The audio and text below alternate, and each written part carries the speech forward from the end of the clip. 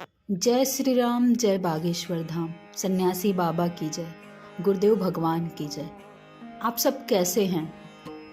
बालाजी के चरणों में प्रार्थना यही है कि आप लोग ठीक होंगे, प्रसन्न होंगे।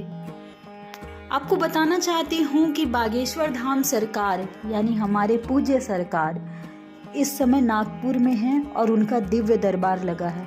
दिव्य दरबार में उन्होंने बताया कि उन्हें किसी से न पैसा चाहिए, न किसी के पद से फर्क पड़ता है, ना ही किसी के सपोर्ट से फर्क पड़ता है। उन्हें तो बस बालाजी की भक्ति ही प्रभावित कर सकती है और बालाजी की भक्ति की वजह से ही वहाँ पे लोग उनके पास जा सकते हैं और उनसे कृपा प्राप्त कर सकते हैं।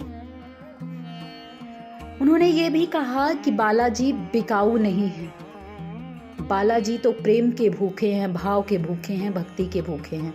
तो जो भक्ति, प्रेम और भाव से बालाजी के चरणों में आएगा उसकी सारी समस्याएं अपने आप दूर हो जाएंगी। लेकिन अगर कोई ये सोचे कि 2, 4, 10 करोड़ दे के गुरुदेव के पास चला जाए, उनके दर्शन कर ले और उनसे कोई कृपा प्राप्त कर ले, पर्चा बनवा ले, गुरु जी की ऐसी वाणी है कि वो अपने ठठरी बराए।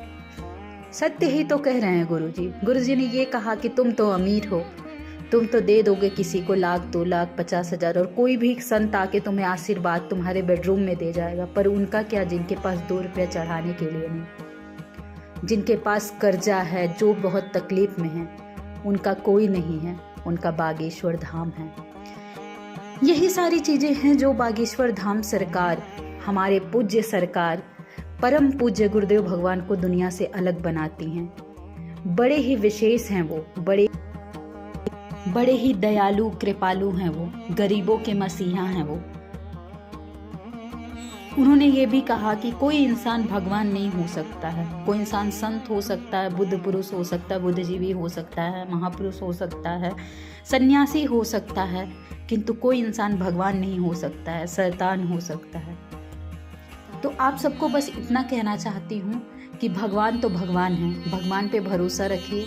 गुरुदेव जी ने भी यही कहा कि जो दर दर भटकते हैं वो भटकना बंद कर दीजिए और अपने भगवान, एक इष्ट के चरण में अपना ध्यान लगाइए। आपकी सारी मनोकामनाएं पूर्ण होंगी और आपके सारे दुख दूर हो जाएंगे।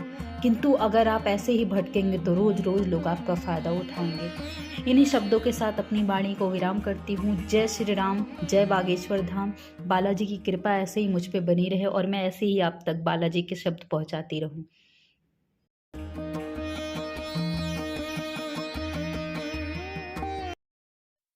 Thank you for watching.